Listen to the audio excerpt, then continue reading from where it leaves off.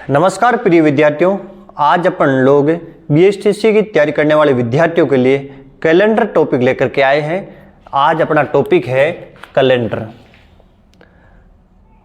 तो अपन calendar topic के ऊपर चर्चा करते हैं। सबसे पहले कैलेंडर के अंदर अपन लोगों को ध्यान रखना है कि वर्ष कितने प्रकार के होते हैं। वर्ष सामान्यतः 2 प्रकार के होते हैं। अपन लोग लिखेंगे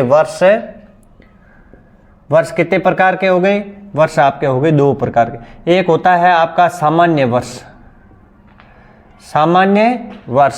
या सामान्य वर्ष को क्या कहते हैं, साधारण वर्ष। क्या कहते हैं, साधारण वर्ष, या इसी को क्या कहते हैं, अलीप वर्ष।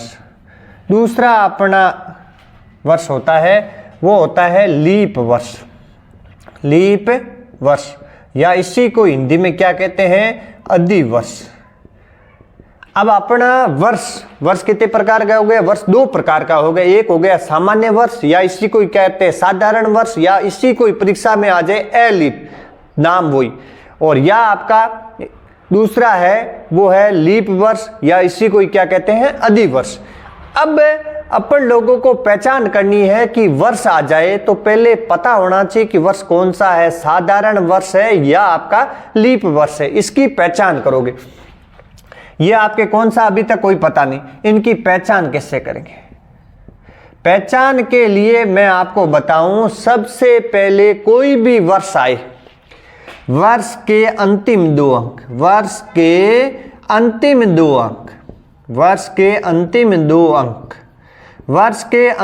2 अंकों में भाग लगाना है 4 का। वर्ष के अंतिम 2 अंकों में यदि 4 का भाग पूरा चला जाए, भाग पूरा भाग जाएगा तो शेष फल क्या बचेगा, शेष फल बचेगा 0। तो वर्ष कौन सा होगा, लीप वर्ष। 4 का भाग लगाया, कोई शेष फल प्राप्त हो जाए। शेष फल क्या रहेगा, 4 का भाग दोगे तो या तो 1 रहेगा, या 2 और या 3। 1, 2, 3 कोई शेष फल प्राप्त हो जाए तो आपका क्या होगा, साधारण वर्ष। ये इसकी पहचान होगी। अब परिभाषा क्या हो गई, दिए गए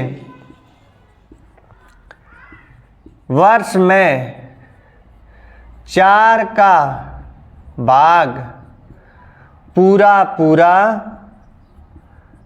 नहीं जाए, या 4 से पूर्णतः विभाजित नहीं हो। लीप वर्ष, दिए गए वर्ष में 4 का भाग पूरा जाएगा। भाग पूरा जाएगा तो शेष फल क्या प्राप्त होगा, शेष फल 0 प्राप्त होगा। ये तो हो गई पहचान। अब कोई भी वर्ष आपके सामने दिया हुआ आएगा, अपन लोग आसानी से इसकी पहचान कर लेंगे। जैसे वर्तमान के अंदर आपका वर्ष चल रहा है 2025। मैंने कहा जो वर्ष आए उस वर्ष के अंतिम 2 अंक लेने। इनके अंतिम 2 अंक क्या है, 25। 25 के अंदर 4 का भाग लगना है। 4 का भाग 6 चौक 24, 7 चौक 28, ज्यादा हो जाते। इसका मतलब भाग दिया तो शेष फल 1 प्राप्त हो गया। शेष फल 1 प्राप्त हो गया, इसका मतलब भाग पूरा नहीं गया तो 2025 है वो कौन सा वर्ष है, साधारण वर्ष है। और साधारण वर्ष में कुल कितने दिन होते हैं, कुल 365 दिन होते हैं। साधारण वर्ष में टोटल कितने दिन होते हैं, 365 दिन होते हैं। और लीप वर्ष में टोटल दिन कितने होते हैं, तो लीप वर्ष में टोटल दिन होते हैं 367 दिन। या इस लीप वर्ष में जो फरवरी माह आएगा वो फरवरी कितने दिनों की आएगी, 29 दिनों की आएगी। और साधारण वर्ष में फरवरी आएगी, वो फरवरी कितने दिन की आएगी, 28 दिन की आएगी। बस एक ही दिन का अंतर है, या 365 दिन है या 367 है। या फरवरी आएगी वो 29 की आएगी, या फरवरी आएगी वो 28 की आएगी। बाकी वाले दिनों में कोई बदलाव नहीं होते। और महीने या भी 12 या भी 12। अब अपन लोगों को याद ये रखना है कि साधारण वर्ष जिस वार को शुरू होता है, साधारण वर्ष जिस वार को शुरू होता है उसी वार को समाप्त होता है। लीप वर्ष जिस वार को शुरू होता है उसके अगले वार को क्या होता है, समाप्त होता है। अब यहां आपके 365 दिन है, दिनों के अंदर यदि 7 का भाग लगा दिया जाए तो वो दिन किस में बदल जाएंगे, सप्ताह में बदल जाएंगे। तो यह आपका 7 का भाग लगा, भाग पूरी कितनी बार गया, 52 सप्ताह। और एक दिन शेष बचा है, उसको एक विषम दिन। आपको पूछा जाए साधारण वर्ष में विषम दिनों की संख्या कितनी होती है, तो विषम दिनों की संख्या कितनी होती है, 1 होती है। वैसे ही 366 के अंदर 7 का भाग लगाओगे तो 52 सप्ताह प्लस 2 दिन। तो आपको पूछा जाए लीप वर्ष में विषम दिनों की संख्या कितनी होती है, तो ये ध्यान रखना, लीप वर्ष में विषम दिनों की संख्या, विषम दिनों की संख्या कितनी होती है, 2। और साधारण वर्ष में विषम दिनों की संख्या कितनी होती है, 1 होती है। अब अपन लोगों को पता करना है कि साधारण वर्ष 100 वर्षों में साधारण वर्ष कितने होते हैं, 100 वर्षों में लीप वर्ष कितने होते हैं। तो आपको ध्यान रखना है 100 वर्षों में, परीक्षा में आ गया 100 वर्षों में साधारण वर्ष कितने होते हैं, साधारण वर्ष कितने होते हैं। तो आपको ध्यान रखना 100 वर्षों में साधारण वर्ष कितने होते हैं, 76 वर्ष होते हैं। और 100 वर्षों में लीप वर्ष कितने होते हैं, तो लीप वर्ष आपके होते हैं 24 होते हैं। कितने होते हैं, 24 होते हैं। अब साधारण वर्ष जिस वार को शुरू होता है, साधारण वर्ष जिस वार को शुरू होता है उसी वार को समाप्त होता है। इसका मतलब क्या हुआ, 1 जनवरी का वार और 31 दिसंबर का वार क्या होगा, आपका सम्मान होगा। क्या होगा, जो 1 तारीख का वार है वही 31 दिसंबर का वार होगा। 1 तारीख से कोई वर्ष शुरू होता है, 31 तारीख को वर्ष क्या होता है, समाप्त होता है। तो साधारण वर्ष में दोनों शुरुआत और अंतिम वार समान होता है। वैसे ही लीप वर्ष में 1 जनवरी और 31 दिसंबर का वार क्या होता है, लगातार होता है। लगातार का अर्थ क्या हुआ, यदि 1 जनवरी को सोमवार है तो 31 दिसंबर को क्या होगा, मंगलवार होगा। मंगलवार है तो बुधवार, रविवार है तो सोमवार, लगातार वार होगा। वार कौन सा होगा ये अपन लोग बता। तो इसमें अपन लोगों ने सामान्य क्या चीजें सीखी है कि वर्ष कितने प्रकार के हो गए, 2 प्रकार के वर्ष। कोई भी वर्ष दिया हुआ है, लीप वर्ष है या साधारण वर्ष है, इसकी पहचान के लिए अपन लोग दिए गए वर्ष के अंदर 4 का भाग लगाएंगे। यदि 4 का भाग पूरा चला गया तो है लीप वर्ष, और 4 का भाग पूरा नहीं गया, इनका मतलब है साधारण वर्ष।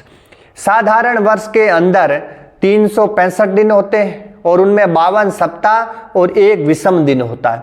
लीप वर्ष में 366 दिन होते हैं और उनमें 52 सप्ताह और 2 विषम दिन होते हैं। लीप वर्ष में फरवरी 29 दिनों की होती है, साधारण वर्ष में फरवरी 28 दिनों की होती है। साधारण वर्ष जिस वार को शुरू होता है उसी वार को समाप्त होता है। लीप वर्ष जिस वार को शुरू होता है उसके अगले वार को समाप्त होता है। साधारण वर्ष में 100 वर्षों में कुल 76 साधारण वर्ष होते हैं, लीप वर्ष होते हैं 100 वर्षों में 24 होते हैं। इस प्रकार ये सामान्य जानकारी आज वर्ष शताब्दी वर्ष। शताब्दी वर्ष भी दो प्रकार के होते हैं, एक अपन लोग साधारण शताब्दी, साधारण शताब्दी, और एक होता है लीप शताब्दी।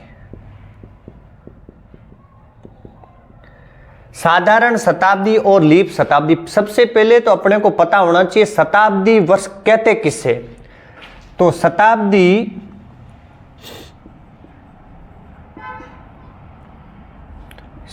वर्ष जिस भी वर्ष के अंतिम दो अंक, जिस भी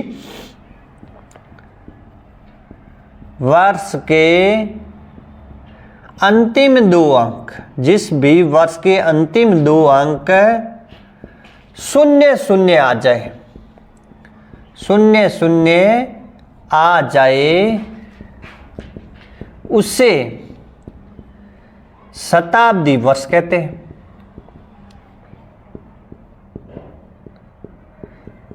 अब कोई भी वर्ष है, जैसे आपका ये 2000 है, कम से कम कितना होना चाहिए, जैसे 2100 है, 2200 है, 1000 है, 1100 है, ये क्या है शताब्दी वर्ष। 100 साल के बाद में शताब्दी वर्ष आ रहा है। कोई भी वर्ष है जिनके अंतिम दो अंक 00 आ जाए, वो शताब्दी वर्ष है। अपन लोग कहेंगे भाई ये 2000, ये 2000। अब कौन सा वर्ष है, लीप वर्ष है या साधारण वर्ष। अपन लोगों ने लीप और साधारण की पहचान की थी, वहां अपन लोगों ने 4 का भाग लगाया। या 4 का कोई भी अंक, कोई भी वर्ष होता है जिसके अंतिम दो अंक 400 आ जाए, उसमें 4 का भाग सदैव पूरा जाएगा। तो पहचान नहीं कर पाएंगी कौन सा साधारण है या कौन सा लीप है।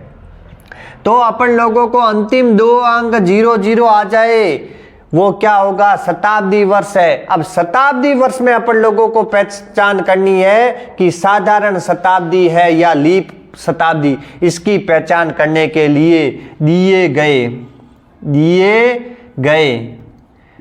वर्ष के अंतिम, दिए गए वर्ष में, वहां या अंतिम नहीं है, या दिए गए वर्ष शताब्दी वर्ष में 400 का भाग देंगे। किसका भाग देंगे, 400 का भाग देंगे। जिसका अंतिम दो अंक 00 आ जाए, तो आपको पहचान करना है कि साधारण शताब्दी है या लीप शताब्दी। तो दिए गए शताब्दी के अंदर 400 का भाग देंगे, और 400 का भाग पूरा चला जाए, पूरा जाए तो लीप शताब्दी, और पूरा 400 का भाग पूरा नहीं जाए तो साधारण शताब्दी। वहां 4 का भाग पूरा जाएगा तो साधारण लीप वर्ष, पूरा नहीं जाए तो साधारण वर्ष। यहां 400 का भाग पूरा जाएगा, लीप शताब्दी। 400 का भाग पूरा नहीं जाएगा, साधारण शताब्दी। बाकी 365 दिन साधारण शताब्दी में होते हैं, लीप शताब्दी में 367। बाकी वाले दिनों में कोई परिवर्तन नहीं होता है। यहां भी कितने होते हैं, 365 दिन होते हैं। इसमें दिन कितने होते हैं, 367 दिन होते हैं। फरवरी यहाँ कितने की होती है, 29 की होती है। या फरवरी कितने की होती है आपकी, 28 की होती है साधारण शताब्दी में। साधारण शताब्दी में भी 52 सप्ताह और 2 विषम दिन होते हैं। जिस वार को साधारण शताब्दी प्रारंभ होती है, उसके अगले वार को समाप्त होती है। साधारण वर्ष यहाँ भी 52 सप्ताह प्लस 1 विषम दिन होता है। साधारण शताब्दी जिस वार को, साधारण शताब्दी जिस वार को प्रारंभ होती है, उसी वार को क्या होगी, समाप्त होगी। बाकी वाली चीजों में कोई परिवर्तन नहीं है। साधारण वर्ष, लीप वर्ष, साधारण शताब्दी, लीप शताब्दी, बाकी वाले दिनों में, सप्ताह में, इनमें कोई परिवर्तन नहीं। पहचान आपको थोड़ी अलग है। शताब्दी वर्ष आए तो 400 का भाग लगाना है, साधारण वर्ष आए तो अंतिम 2 अंकों में 4 का भाग देना है। बाकी जिसमें 400 का भाग पूरा नहीं जाएगा, वहां 4 का भाग पूरा नहीं जाएगा, वो साधारण। और 400 का भाग पूरा पूरा जाएगा तो लीप शताब्दी, 4 का भाग पूरा पूरा जाएगा तो लीप वर्ष। अब अपन लोग बात करते हैं विषम दिनों की संख्या किस प्रकार पता करेंगे। परीक्षा के अंदर आप लोगों को दिनों की संख्या दे देंगे कि 512 दिन है, 268 दिन है, 724 दिन है, कितने भी दिनों की संख्या दे दी, आपको पूछेंगे उन दिनों में विषम दिनों की संख्या कितनी है। तो अपन लोग पता करेंगे विषम दिनों की संख्या किस प्रकार ज्ञात की जाती है।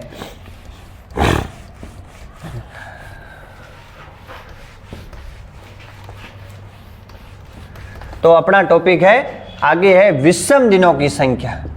विषम दिनों की संख्या, विषम दिनों की संख्या किस प्रकार पता करेंगे, इसके लिए अपन लोगों को ध्यान रखना है दिनों की संख्या जितनी भी आए, दिनों की संख्या के अंदर 7 का भाग देना है।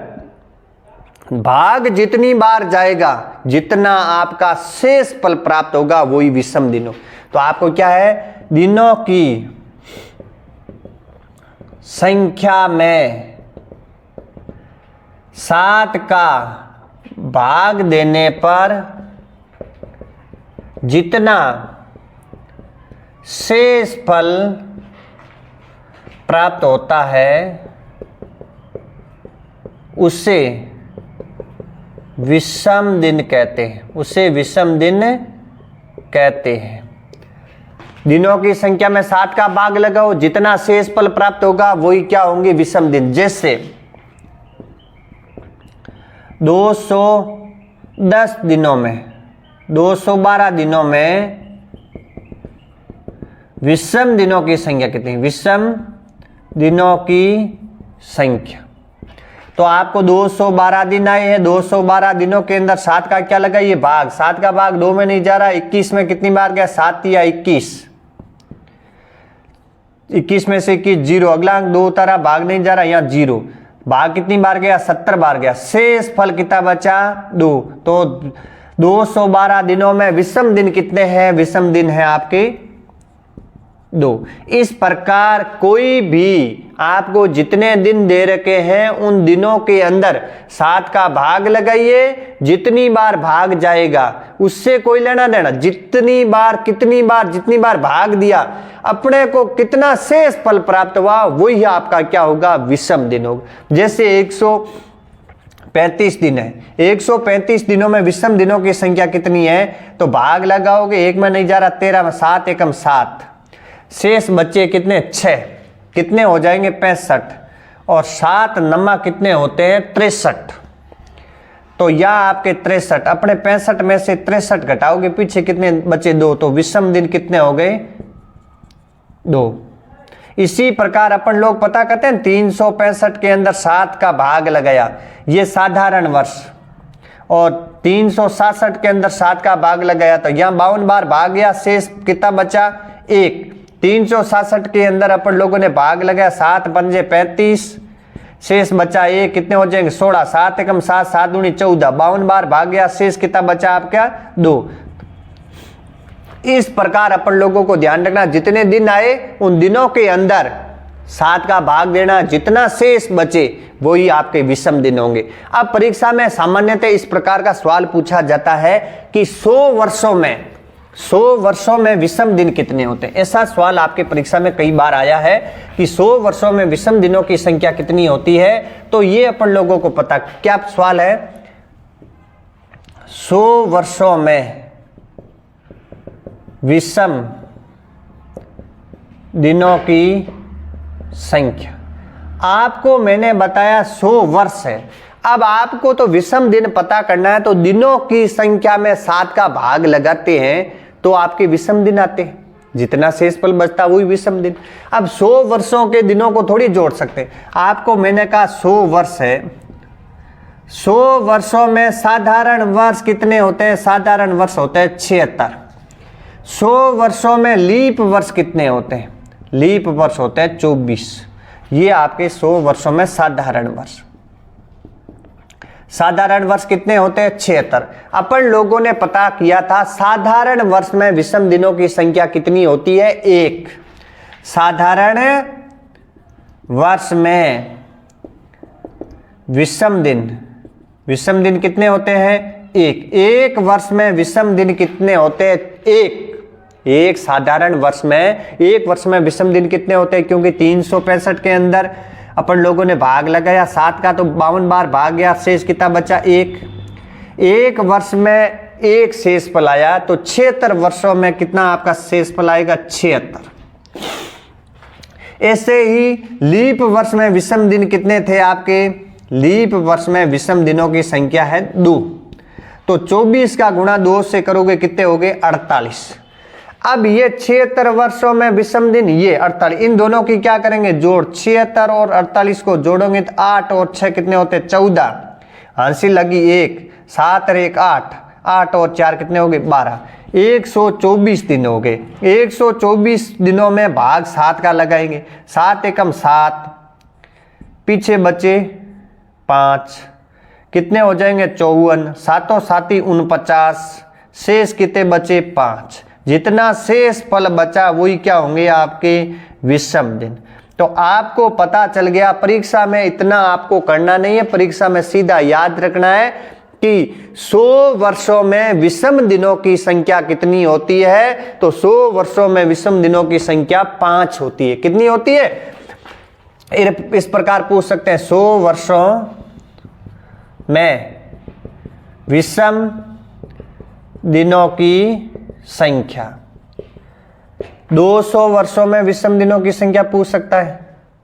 200 वर्षों में विषम दिनों की संख्या, 300 वर्षों में विषम दिनों की संख्या, 400 वर्षों में विषम दिनों की, 500, इस प्रकार आपको पूछ सकते हैं। सामान्यतः कई बार ये 400 वर्षों वाला और 100 वर्षों वाला सामान्यतः सवाल कई बार परीक्षाओं में आपके आ चुका है। तो 100 वर्षों में विषम दिनों की संख्या कितनी है? 5। कितनी है? 5। अब आपको पता हो गया 200 वर्षों में कितनी होगी, तो 100 वर्षों में 5, दूसरे 100 वर्षों में कितनी होगी? 5। टोटल वर्ष कितने हो गए? 200। दिनों की संख्या कितनी हो गई? 10। वहां 5 थी तो 7 का भाग पूरा नहीं। अब 10 के अंदर भाग 7 का लगाओगे तो भाग कितनी बार गया? 1 बार। शेष कितना बचा? 3। तो 200 वर्षों में विषम दिनों की संख्या कितनी होगी? 3। 400 वर्षों में कितनी होगी? तो 5 5 5 कितने हो जाएंगे? 15। 15 में भाग लगाओगे किसका? 7 का। 7 एकम 7, 7 दूनी 14, शेष कितना बचा? 1। 300 वर्षों में विषम दिनों की संख्या कितनी होगी आपकी? 1। अब 400 वर्षों में पता करोगे